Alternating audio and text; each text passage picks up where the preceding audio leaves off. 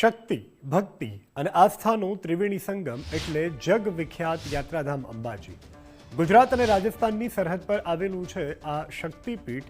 આદ્ય શક્તિપીઠ અંબાજી ખાતે રાજસ્થાનના ભક્તો દ્વારા છેલ્લા 35 વર્ષથી 180 કિલોમીટર પદયાત્રા કરી અને અન્નકૂટ ધરાવવામાં આવે છે, જેમાં અખાત્રીજથી અષાઢી એકમ સુધીના વિરામ બાદ આજે જાલોર જિલ્લાના ભીનમાલ અને બાગોડા સહિતના ગામોથી આવેલા શ્રદ્ધાળુઓને બપોરે મંદિરમાં 56 ભોગનો ભવ્ય અન્નકૂટ ધરી વિશેષ આરતી કરી હતી। આજે રાત્રે ગબ્બર મહાઆરતી અને પૂનમનો દિવસ હોવાથી ધજા અર્પણ કરવામાં આવી માં અંબાને। અંબાના ગરબા રમી અને ભક્તોએ ધન્યતા અનુભવી।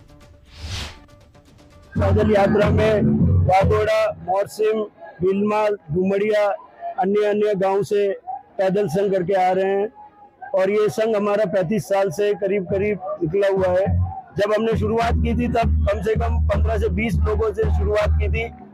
आज करीब 200 लोग हमारे साथ जुड़े हुए हैं और हर जगह हमको माता की मेहर से सुविधाएं मिल जाती है, कहीं पे भी कोई कठिनाई नहीं होती है।